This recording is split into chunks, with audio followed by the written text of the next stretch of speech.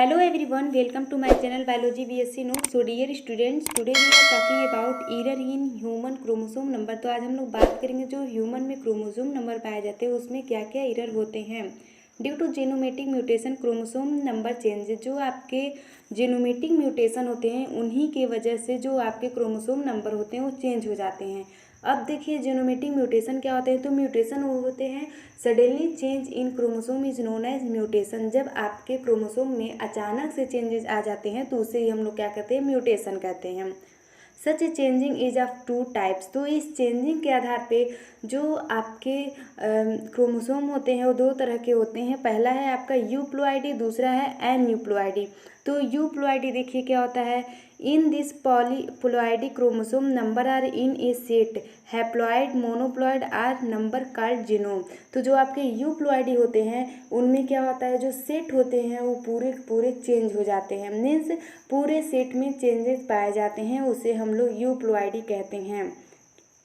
These are in a multiple set, triploid, 3n, tetraploid, 4n and sometimes polyploid.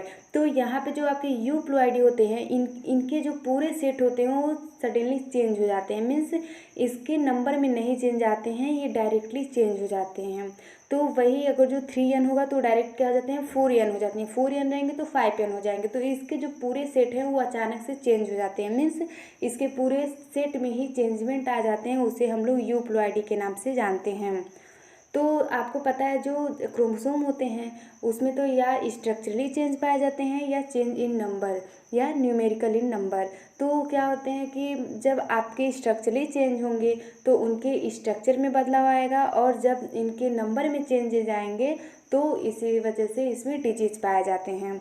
तो euploidy आपको समझ में आएगा। यूप्लॉइडी में क्या होते हैं, पूरे सेट में ही चेंजेस पाए जाते हैं, उसे हम लोग यूप्लॉइडी कहते हैं।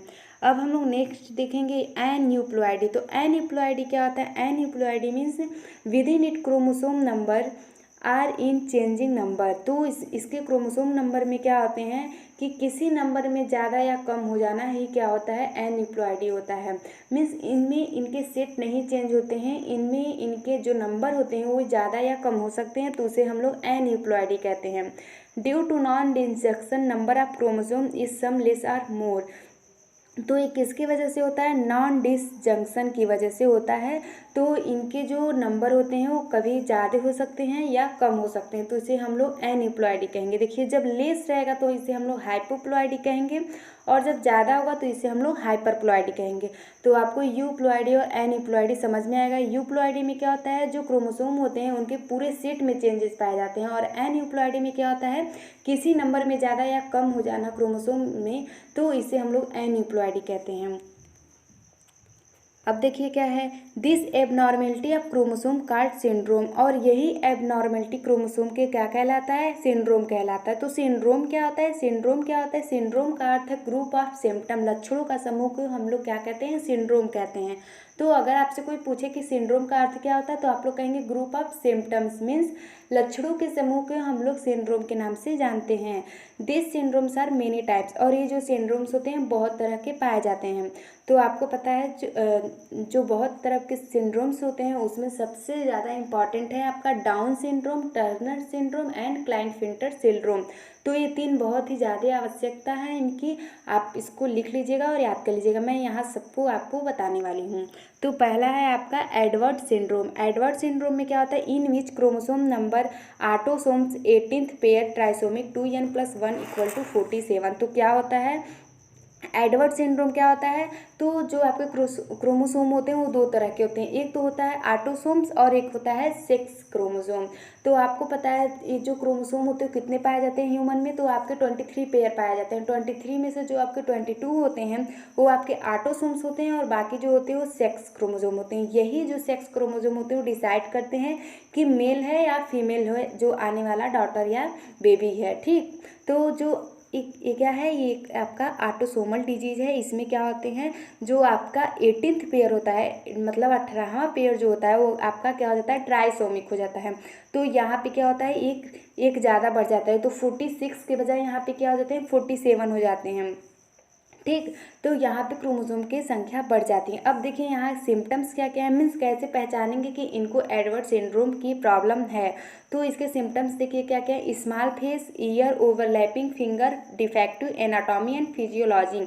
तो जो उनके फेस होंगे वो बहुत छोटे होंगे, ईयर भी छोटे होंगे और इनके जो फिंगर होंगे वो ओवरलैप कर जाएंगे और इनके एनाटॉमी फिजियोलॉजी में जो होगा वो बहुत सारे यहाँ पे आपको डिफेक्ट्स नज़र आएंगे। तो ये हो गया आपका एडवर्ड सिंड्रोम। नेक्स्ट हम लोग देखेंगे पटाउ सिंड्रोम। तो पटाउ सिंड्रोम क्या होते हैं, ट्राइसोमिक इन 13 क्रोमोजोम, ये भी आपके ऑटोसोमल डिजीज हैं। यहाँ पे जो आपका 13वां क्रोमोजोम होगा वो क्या हो जाएगा, ट्राइसोमिक हो जाएगा और यहाँ पे भी क्या हो जाएंगे 47 हो जाएंगे, एक बढ़ जाएगा। तो सिम्टम्स इसके क्या क्या हैं, क्लेफ्ट पैलोट होगा और पॉलीडेक्टाइली होगा और कार्डियक एंड ब्रेन जो होगा उसमें एबनॉर्मलिटी नज़र आएंगे। तो ये हो गया इसका पटाउ सिंड्रोम के बारे में। नेक्स्ट है जो है डाउन सिंड्रोम, बहुत ही इंपॉर्टेंट है, इसको आप लोग लिख लीजिएगा और दिमाग में बैठा लीजिएगा क्योंकि ये बहुत ही ज़्यादा इंपॉर्टेंट है, लगभग हर साल ये रिपीट करके पूछे जाते हैं, ठीक है। तो जो आपके डाउन सिंड्रोम है इससे पहले हम लोग मैंगलोइज्म के नाम से जानते थे, क्या कहते हैं, मंगोलिज्म, मंगोलिज्म के नाम से इसे जानते हैं। और ये भी क्या है, ये आपका ट्राइसोमिक होता है, ठीक है, ट्राइसोमिक इन 21 पेयर। ये आपका जो 21 पेयर होता है तो ये भी क्या हो गया, ये आपका ऑटोसोमल डिजीज होगा क्योंकि 21 पेयर जो होते हैं वो ऑटोसोमल होते हैं और जो 23 पेयर होता है वो आपका सेक्स क्रोमोजोम होता है। तो जो 22वां होता है वो आपका ऑटोसोम होता है और 23वां पेयर क्या होता है, सेक्स क्रोमोजोम होता है। तो ये भी आपका क्या होगा, ऑटोसोमल क्रोमोजोम हो गया। तो इसमें जो 21 पेयर होता है वो ट्राइसोमिक हो जाता है। In average 70-100 fetus one is in the syndrome with in a 21 pair chromosome there in 3 in number. तो क्या होता है, जो 21 पेयर होता है वो क्या हो जाता है, ट्राइसोमिक हो जाता है, 3 इन नंबर हो जाता है। तो आपको पता है जो क्रोमोसोम होते हैं होमोलॉगस होते हैं, ठीक। Homologous chromosome such a group is called trisomy, such a syndrome person are dwarf mentally retard, death takes place at the age of 16। तो क्या होता है, जो आपके यहाँ पे डाउन सिंड्रोम होते हैं वहाँ पे 21 ट्राइसोमी हो जाता है। क्यों होता है, क्योंकि जब वो जेनेसिस होता है तो उस दौरान क्रोमोसोम जो होते हैं वो अलग नहीं हो पाते हैं। तो इसी वजह से यहाँ पे क्या होता है 23 पेयर की जगह क्या हो जाते हैं 24 हो जाते हैं। तो यहीं पे क्या हो जाता है, डाउन सिंड्रोम नज़र आने लगते हैं। और डाउन सिंड्रोम क्या होते हैं, यहाँ पे 21 पेयर जो होते हैं वो आपके क्या हो जाते हैं, इफेक्ट हो जाते हैं, ट्राइसोमिक हो जाते हैं। अब देखिए इसके सिम्टम्स क्या क्या हैं। तो इसके सिम्टम्स हैं कि जो इसके हेड्स होते हैं वो राउंडेड हो जाते हैं और ये क्या हो जाते हैं, जब ये 16 के एज में ही इनका डेथ हो जाता है और ये मेंटली रिटार्ड होते हैं, ठीक। Neck thick, skin rough, tongue thick, finger are standard, mouth open, eye obliquely, eyebrow like mongoloid species and folded. तो क्या होते हैं इसके सिम्टम्स, देखिए जो इनके हेड्स होते हैं राउंडेड होते हैं, नेक जो होते हैं वो बड़ी मोटे होते हैं, स्किन भी बहुत रफ नज़र आएंगे, टंग भी मोटे होते हैं, फिंगर जो होते हैं स्टैडर्ड होते हैं और माउथ अप ओपन होते हैं, ओपन टाइप के। और जो इनके आई होते हैं वो ऑब्लिक होते हैं और आईब्रो जो होते हैं मैंगलोइड की तरह ही दिखते हैं जो कि फोल्डेड होते हैं। So this syndrome is called as mongoloid idiocy. तो इस सिंड्रोम को हम लोग किस नाम से जानते हैं, मैंगलोइड आयोडाइसी के नाम से जानते हैं। In this syndrome reproductive organ normal but in male unique. तो यहाँ पे जो ये सिंड्रोम होते हैं उसमें रिप्रोडक्टिव ऑर्गन नॉर्मल होता है बट ये क्या होते हैं, यूनिक होते हैं, मेल जो होते हैं यूनिक होते हैं। अब first reported by London down in 1886। तो जो आपके डाउन सिंड्रोम है वो किसके द्वारा रिपोर्टेड किए गए हैं, तो लॉन्डन डाउन कब किए गए हैं, 1886 में। नेक्स्ट हम लोग देखेंगे टर्नर सिंड्रोम। तो टर्नर सिंड्रोम बहुत ही ज़्यादा क्या है, इम्पॉर्टेंट है, इसे भी क्या बार बार पूछा जाता है एंट्रेंस एग्जाम में। तो यह आपके बीएससी सेकेंड ईयर में पूछे जाते हैं। तो नॉर्मली जो ह्यूमन होते हैं उसमें क्रोमोसोम की संख्या 46 होती है, ठीक है, लेकिन नॉर्मल इंडिविजुअल से यहाँ पे कम होता है, ठीक है, टर्नर सिंड्रोम में। तो देखिए टर्नर सिंड्रोम क्या आते हैं, one is the most important syndrome is Turner syndrome. Such a syndrome found only in female in which sex chromosome only X chromosome are present. These are 2n-45. तो क्या कहा जा रहा है टर्नर सिंड्रोम में, जो आपके टर्नर सिंड्रोम होते हैं वो कहाँ पाए जाते हैं, सिर्फ और सिर्फ फीमेल में पाए जाते हैं।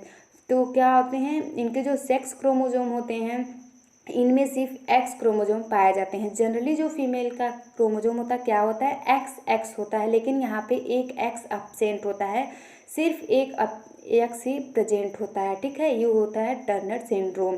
तो यहाँ पे जब एक एक्स एब्सेंट होगा, ये देखिए आपका क्या है, सेक्स क्रोमोजोम है, ठीक है। और अभी तक तो हम लोग ऑटोसोमल क्रोमोजोम पढ़े, लेकिन अब हम लोग सेक्स क्रोमोजोम में देख रहे हैं। तो देखिए यहाँ पे 2n-1, तो ये 45 हो जाएगा, क्योंकि एक एक्स क्या है, एब्सेंट है, वहाँ हम लोग 0 लिखते हैं। Average 15,000 female one is Turner syndrome in which feminine character does not develop totally। तो यहाँ पे जो 5,000 फीमेल होती हैं उनमें से एक जो होते हैं वो आपके टर्नर सिंड्रोम पाए जाते हैं, जिनमें आपके फीमेल के कैरेक्टर नहीं शो करते हैं। अब इसके सिम्टम्स देख लीजिए। तो इसके सिम्टम्स क्या क्या हैं टर्नर सिंड्रोम के? तो ड्वार्फ बौने होती हैं, रिप्रोडक्टिव ऑर्गन लेस डेवलप्ड, जो आपके रिप्रोडक्टिव ऑर्गन होंगे बहुत कम डेवलप्ड हुए रहते हैं due to less development of memory gland, thorax is flat and glands, ovary are absent of lets develop, menstrual cycle is absent, this females are unique. तो यहाँ पे सिम्टम्स क्या क्या हैं? जो ये क्या होती हैं, ड्वार्फ होती हैं, रिप्रोडक्टिव जो होता है रिप्रोडक्टिव ऑर्गन लेस डेवलप्ड होता है, और लेस डेवलपमेंट के कारण जो इनकी मेमोरी ग्लैंड होते हैं वो बहुत ही ज़्यादा कम डेवलपमेंट होते हैं उनका। जो थोरेक्स होते हैं वो फ्लैट होते हैं, और गोनेट्स भी यहाँ पे, गोनेट्स मीन्स ओवरी जो होते हैं वो अपसेंट होते हैं, और यहाँ पे जो गोनेट्स ही अपसेंट होंगे तो मेंस्ट्रुअल साइकिल का होना ही क्या होगा, नहीं होंगे, तो ये भी अपसेंट होते हैं। तो दिस फीमेल्स आर यूनिक, ये भी फीमेल जो होती हैं यूनिक होती हैं।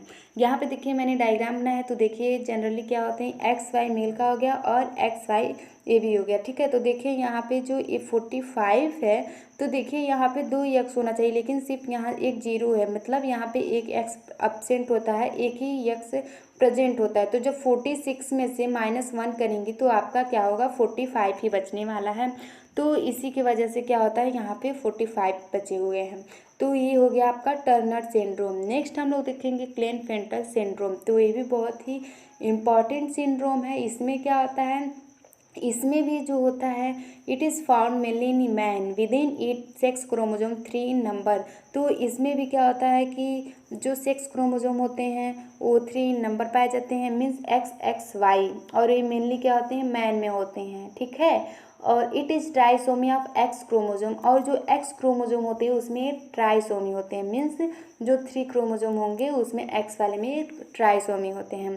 So this are trisomy for sex chromosome 2n+1 = 47। तो यहाँ पे क्या हो जाएगा, 47 हो जाएगा। 44 + 3x है ना, 3 मतलब हम लोग 3x नहीं लिख सकते हैं, एक तो ये मेल में पाया जाता हूँ, तो एक एक्स 2x और 1y लिखना जरूरी है। तो देखिए यहाँ पे 3 हो गए, तो 44 + 3 कितने होंगे, 47 हो गए हैं, ठीक।